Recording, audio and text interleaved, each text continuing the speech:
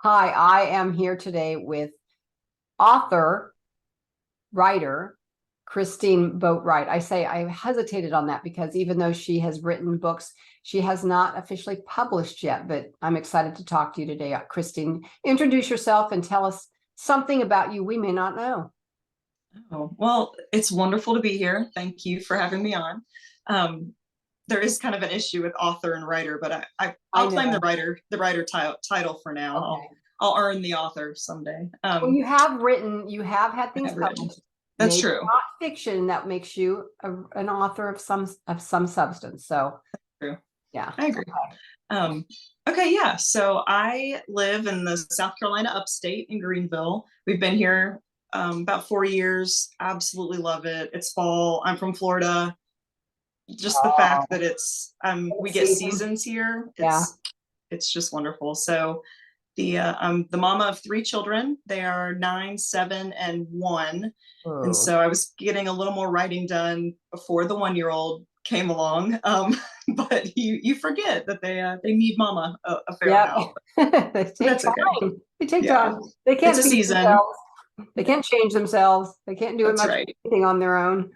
That's right. So I started writing my first novel when my two older ones were both in preschool. For the first time, I had like a moment to breathe, like an empty van, right? The minivan, the car seats were empty, and I was okay. I should fill it with incredibly time-consuming, adventure here. And so, um, yeah, so that was about 4 years ago, and I'm working on my so I that was a book about the prophet Daniel. So I started with biblical fiction and kind of I learned so much along the way, but I got to the end, had it edited, and then I kind of realized the biblical fiction was the history part was not my true love. I didn't Historical writers love like the dusty library books and the finding, and I was that just bogged me down. Well, And so and biblical timeline. You're talking. Where are you getting that information from? I mean, it's so hard to mine that kind of information. It's not like going after the post Civil War or World right. War II or something where we have a lot to draw from. I just admire people who can go back to biblical times and create anything that makes sense. You know. Absolutely. But I feel like, I don't know, God hit me with the idea and it got me over the fear of trying to write a full length novel because I started with picture books. And then I was like, okay, this sounded like the Hunger Games to me, but the Christian version is all these handsome young men in an enemy castle, like palace, having to like compete with each other. And I was like, this needs to be told. And so I read the first book. But so I've since moved on. I'm married to a biologist. He's a geneticist. And one day my husband and I were talking about how Adam and Eve would have been just, we think of them more of like cavemen, but that's so the opposite of what they would have been, right? They were the pinnacle of creation. They were just, they would have been brilliant. But then they watched creation kind of break almost at a genetic level as the consequence of sin, and just started thinking about what that would have been like for Eve, like how what a tragedy that would have been in her life to see even the little things, the animals change, nature change, those kind of things. And Right. so the story I'm writing now is a split time story with Eve, and it's just until they're kicked out of the garden, but they're very short chapters. And then I have the 3/4 of the story is a contemporary cancer researcher who is kind of battling that death that came in because of the fall. So that's kind of Wow. my connecting point.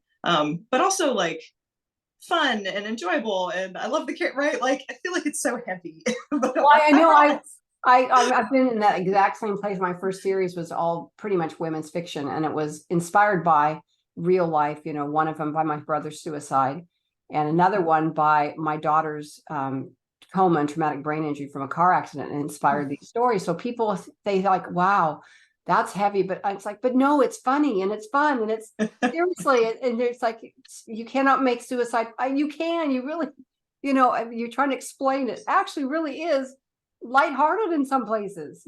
So I hear you, how hard that is. Like cancer survivor. I don't think so. So I yeah, know. I hear So you. but yeah, so I'm trying to squeeze in. I'm only about a third of the way in. but I feel really good about it. But it's one of those, do you, after a long day with, small children, do Oh, you sacrifice that hour on the couch?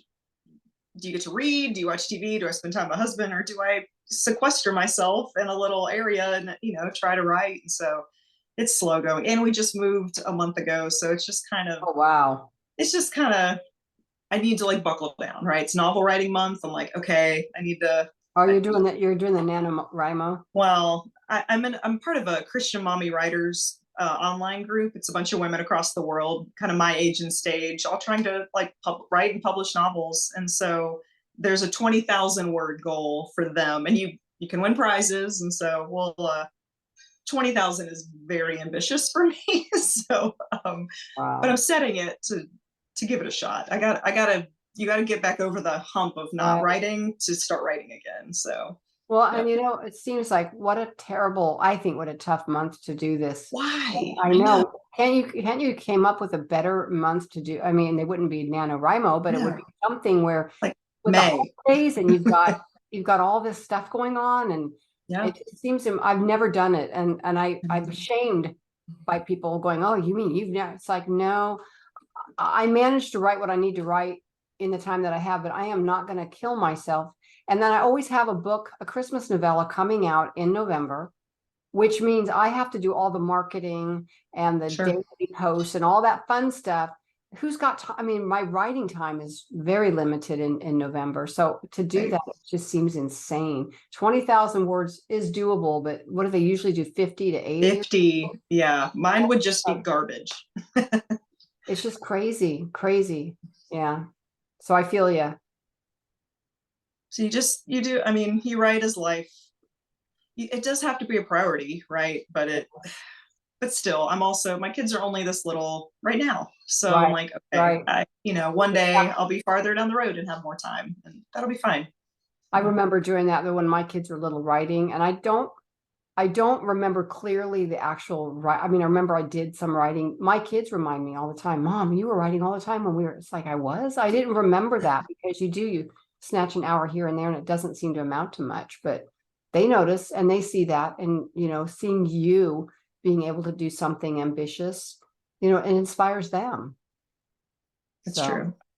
I took a class not too long ago, Connelly Cassette, who's a biblical fiction author. oh yeah, She's yeah, I just about read her book, the first one. she's Oh, she's lovely. And she was saying when her kids were little, she would write. It was in the middle of the night from like, I don't know, 11 to 2. Or I'm like, I don't know that I could function. Well, I'm like, oh good for you. wow. I mean, do I have that drive? I'm not sure. Like, Everybody but does something different. You see people true. when I've been doing all these interviews, I have people that have who dictate their first draft, which I could never do. I just talked to somebody the other day who writes by hand her entire first draft in a, Oh, it's like some of these that takes, I don't know, my hands would cramp up. I would never make it. I cramp up doing my Bible journal every morning. I don't right. make that, but people, whatever you in different things, and different things work for different people. Right. So, you'll find your niche, but your kids definitely, you're gonna blink and they're gonna be out of the house. Happens so fast. Yep. So, something I wanted to bring up. You are kind of an Instagram reel. I want to call you an expert. You might take offense to that, but you do. I've watched your reels. I see them.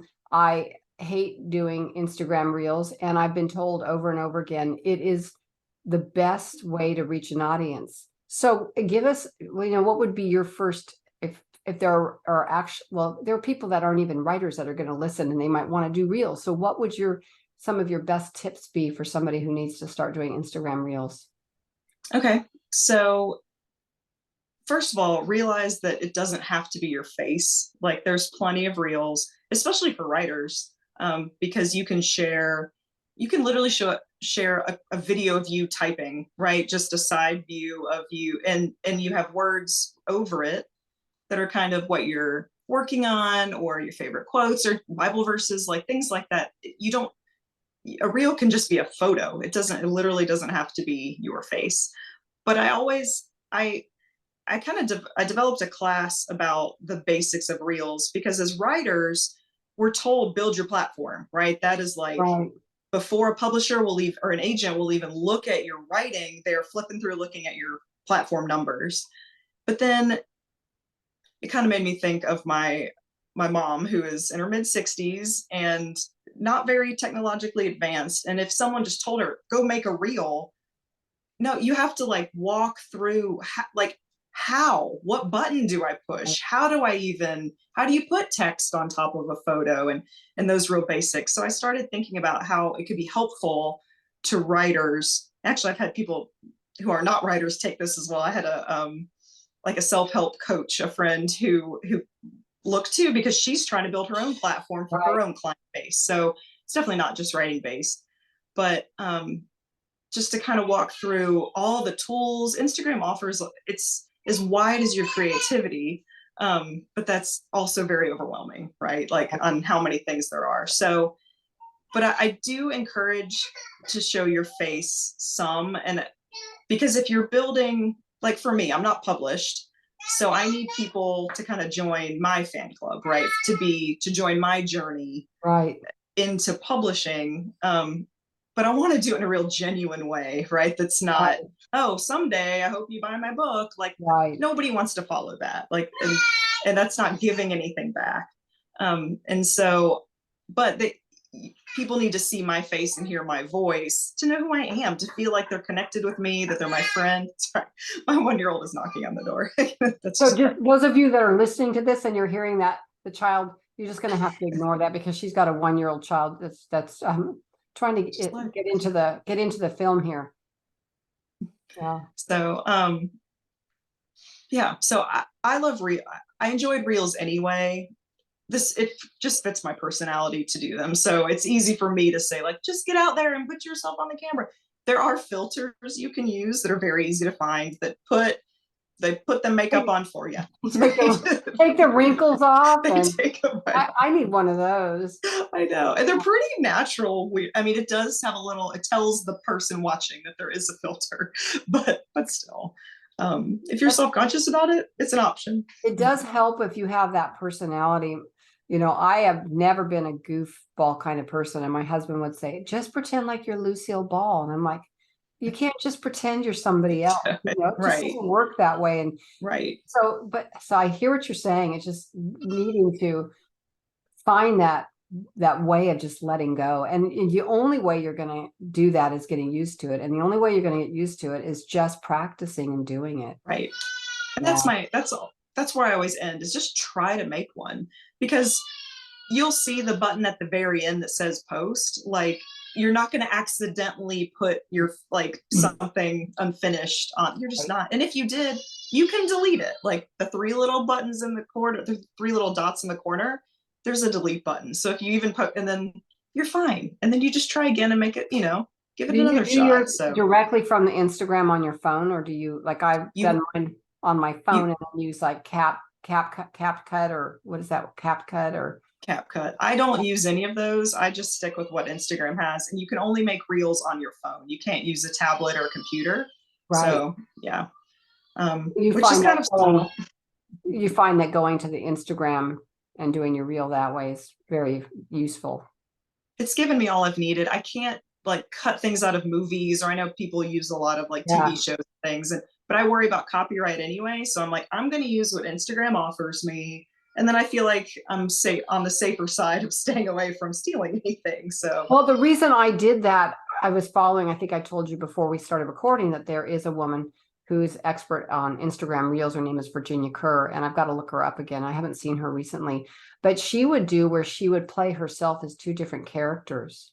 And I wanted to try that. And so I did that. So I'm recording. So you're recording this character saying this, and then, the back and forth, and then you cut them in together. And I did one like that.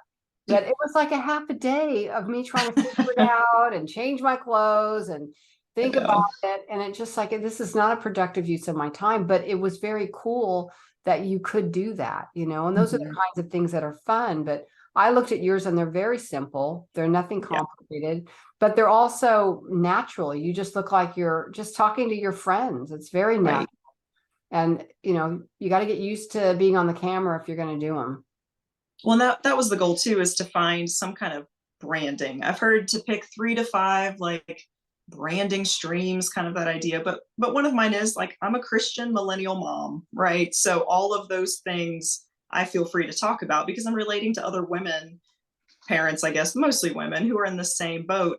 And then also tailoring things to writers and readers also. And so you find if you're looking just through reels and you see the same song or the same kind of trend over and over again, just jump on the bandwagon, but tailor it toward what you are trying to portray, right? I try to keep toward the books or the, the writing world, and those are the people I want to connect with. That's why I'm there. So let me entertain them in the meantime. So. But you come up with creative things to do. That's not easy for everybody to just be creative. That's a harder thing too, is what am I gonna, I tried all these goofy things. I did the thing with I took papers and I put all the elements in my story into a pot and I stirred it up and then I pulled out the book, very clever, whatever. Hardly anybody looked at it. And I have a lot of people on Instagram. I'm like, well, that wasn't very productive. Put seeds of all the things in a little pot and my book grew out of it. Just goofy things. That's like cute. They're cute, but they take forever to come up with. And then you're like, okay, it's just disappointing. So something quick, like what you're talking about and what you've been doing, I think is much more effective, quick and easy and simple. Well, and honestly, just copy other people like that. I mean, if you find something that you enjoy, think about how you can twist it to fit you. I mean, don't just steal exactly what they did, but use the same audio, especially if an audio is trending, there'll be a little arrow going up next to the title of the music or the audio that people are using. And then Instagram will show it. The algorithm loves it. And so it'll show it to more people. So if I've had a couple go more viral, not millions, but in the multi-thousands. And those are the ones that I followed that. And just because your audio is viral does not mean that it's guaranteed to set your reels apart, but for the most part that has helped me along. So. It's just another one of those things that's a learning curve, and every time you think you've got something down, they throw something brand new into the mix.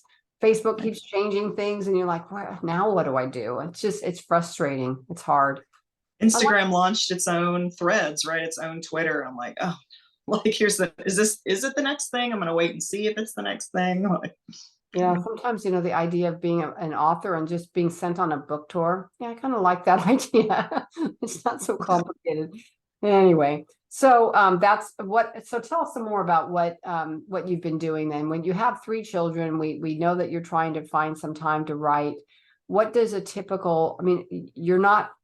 you're not able to put in the time that you really would like to put into the writing, obviously. You're also the ACFW chapter president for Upper South Carolina State, correct? Mm-hmm. Yep. That takes up, I'm assuming, a lot of your time.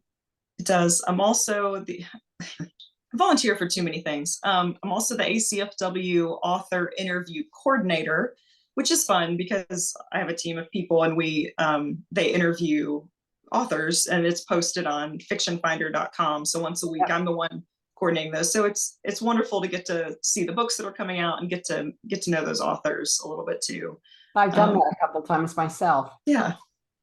Those are fun. So I'm the behind the scenes on the other end. So, but yeah, no. So ACFW upstate South Carolina, because there is a low country. So we went and visited them. We took a field trip out there a month or 2 ago, so our chapter started 3 years ago. A woman named Tammy Karasik started it. And I know Tammy. I saw her at the Blue Ridge Writers Conference. Yeah. I was there last year. I was hugely pregnant at the time. But anyway, so Tammy is wonderful. And she kind of not pushed, but encouraged me to take on the president role when she just needed a break. And it's been wonderful. Like I haven't really been in charge of anything since college, I guess. And so to try to create a community of people, especially in person, I kind of have this thing that I'm not interested in doing a Zoom meeting. I've been asked, because we have pretty good speakers. We aim for that. And I've had people ask if they can Zoom in, and I feel bad saying no, but there's so many online communities and options, and critique groups and the whole thing that I'm Getting just, lazy. yeah, like, and as I am president, I just decided to put my foot down, and the next person could change it.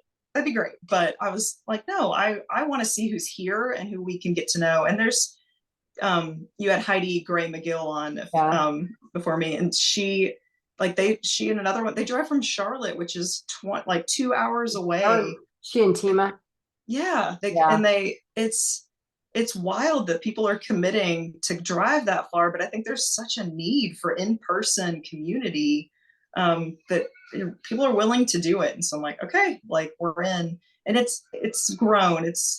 Well, it's at least doubled in the past 2 years. So we're almost up to 30 members, and Wow. it's just been a really sweet group, and it's from 9:30 to 1, the second Saturday of every month, and it's long, and then we go to lunch after, so it's this, The whole um day. it's great. And we're planning our first like winter retreat, and I'm looking for ways to grow the community, because writing is so hard. And it's just nice and we're constantly learning and growing and changing, and just getting to be a part of everybody's journey like together. So Well, there's a lot to it, a lot to the writing, a lot to the marketing. And when you can connect with other people that might have insights to help you, that's huge. You know, somebody giving you an idea, or just being there because you need a supporting hand on your back, you know, because you're going through a tough time or whatever. It's huge, because what we do in a vacuum. I mean, we're so alone. And I think most writers tend to be introverts. I don't know sure. I don't know if you are. You seem like your Instagram reels don't seem like you're introverted, but like I'm a terrible introvert, and I know most of the people that I write with, they are introverts too. And so you need to get out of that and really meet with people one to That's one. what I always say, is we don't live in the era where we can just be the hermit on the mountain and who Yeah. like mails in your manuscript, right? We don't have that like luxury now. So You have well, to be and comfortable. we do critiques in person. So you are having 1,500 words that you've read aloud to, I don't know, 4 to 6 other people. And the first time people, I mean, my heart was pounding the first couple times I had to go through that. Like it's kind of stressful, but you get to hear your own writing, and it makes it so much better. Right. Like the first time I went, I didn't know the rule about adverbs, that you should avoid them, and Tammy Krasick underlined all of my ly words, which is it's it's embarrassing in the moment, but you don't know what you don't know. So I'm so thankful that okay, and I get why, and so let's move on and make my writing better, right? I think more people need to see that. I read a book last year that was literally, this adverb I'm going to use, Right. literally would have 3 or 4 adverbs in one sentence. Like, oh, And it was like, I wanted to talk to the writer. I wanted to say, hey, can I sit down with you? I'd love to teach you. I mean, it would be yeah, so yeah. simple. And this author was showing and telling with the adverbs, where she could have taken probably 3/4 of them out, and it wouldn't have affected her writing. It would have just made it stronger, you know? So it's when I review a book, because I'm a hard reviewer. I don't know about you, but I am a 5 book has to be a 5-star to get a 5-star. I have a friend, she's like, well, I give all my author friends 5 stars. I know how hard they work on their books. And I'm like, but if you're telling another person that's a 5-star book, and they're depending on you to give them an honest, answer about that, then you're going to look like it's you on the line there. You know, you've got to be honest. So I'm a very, very hard reviewer when it comes to that stuff. So, but the ly words, it was just like, after a while, I was like, you got to be kidding me. You know, Stephen King would have just devoured her. Right. It's Not so that funny. I hold him, not hold that I hold, I'm not a big Right. King fan, but he does know how to write. I say people always mention Stephen King. I'm like, but he's Stephen King, right? And like he's earned the right to do whatever he wants because he knows the rules and then can break them, right? Right. But you If you have don't to know know the rules. yeah. And you do want to take some creative license, and you can break the rules, but I'm a rule keeper anyway. I'm that type A personality. My poor husband, we went to we had one afternoon at Epcot Center years ago. My husband's a chiropractor. And so we went to a chiropractic conference in Florida, and we were from Northern California. So we had one afternoon at Epcot Center, and we went into the O Canada display where Michael J. Fox is narrating this. And I don't know if you've been there, but you have from Florida, you probably have. Yeah. A screen around the whole room. It's just this incredible thing. And they're like, no photography, don't sit on the railing. And here I am, the police chief of the display. And I'm like, they're taking pictures. They said no pictures, and they're sitting on, I'm just like, my husband is like, seriously, you're missing the entire thing. It's driving me nuts. They're doing everything they told them not to do. And I got out of there and I said, you know what? I am such a horrible rule keeper. It's just who I am. So that affects a lot of things for me, Sure. those rules, and it affects my writing too. I'll say my theory is I'm not published yet. So I'm like, I might as well learn the rules and follow them as best I can to sell a book.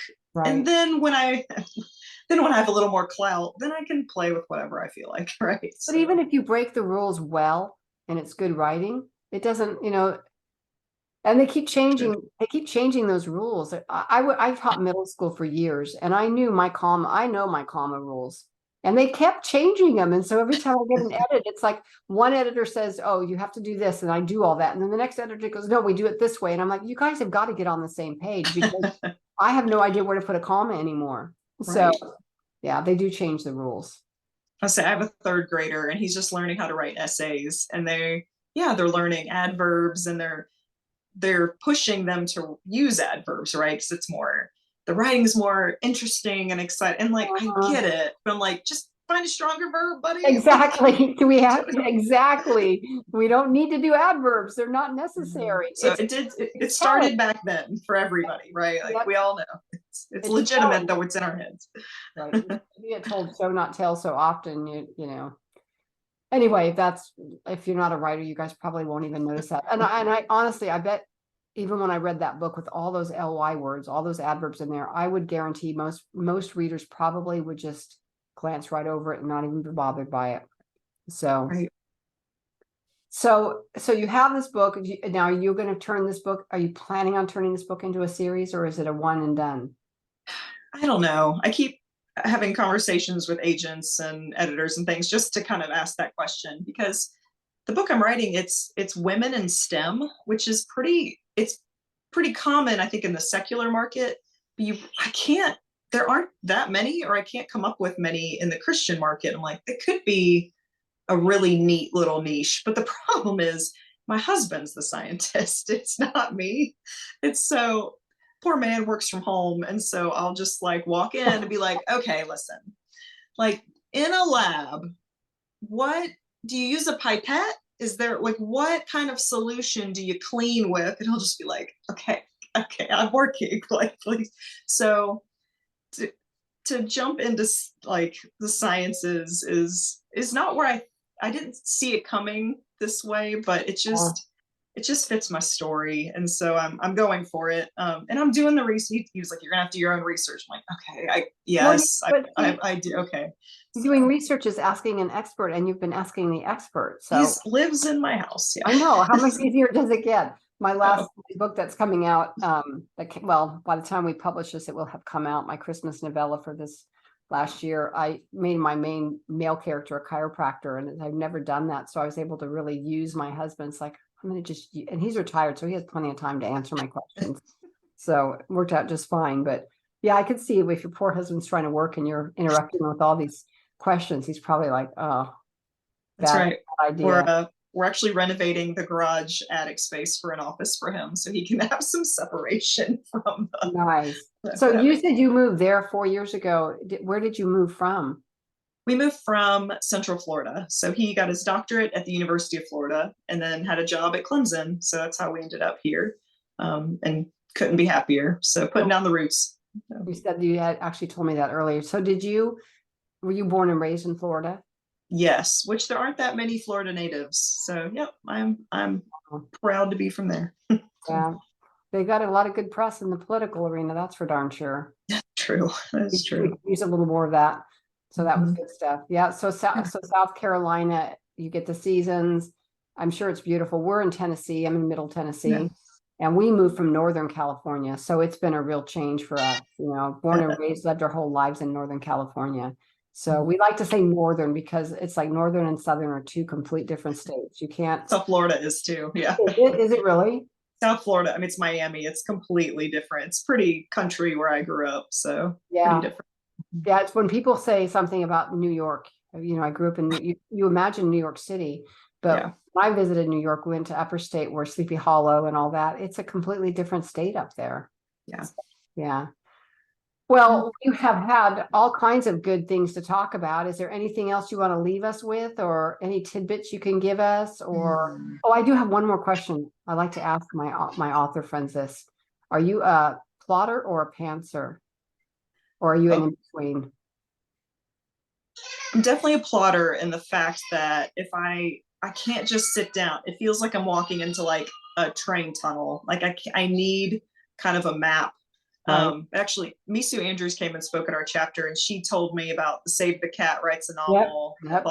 and that's what she does. It gives you like 16 points or 12 points. I don't know. And so I took a trip with my mom this summer to Massachusetts, and I didn't even take my laptop to write. I took that book, Save the Cat, and I plotted out my whole novel. And so it gave me enough of a framework to then kind of pants, right? So right. Characters are still popping up organically and things are still happening, which is so interesting. And that's the best part of writing. Exactly. You don't need to expect these things to happen. You're as surprised as your reader. Yes, but it's I find myself avoiding writing if I don't know where I'm going. Like if the next scene I just get like so much work to figure. I don't know. So and I'm nervous about going in the wrong direction, right? So right. So I plot enough. The first book I ever wrote, I did it by the seat of the pants, and by the time I did it on a typewriter back in the day. I actually started that book when my daughter was in a car accident. She was in a coma for a week. She was in a coma for a week, but she was in an inpatient rehab for 8 weeks.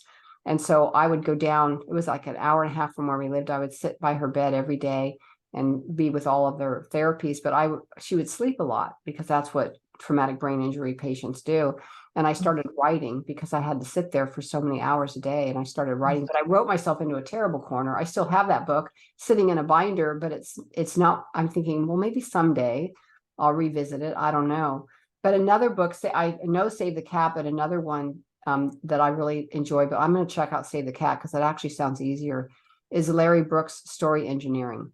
And that one was suggested by Randy Ingermanson. And I won't even start a book without going back to the basics in that, because it'll plot out pinch points, plot points, where things should fall. And he uses a lot of movies as a reference to how things should fall, which most of the movies we've all seen. So it's like, oh, it kind of really paints a real clear picture.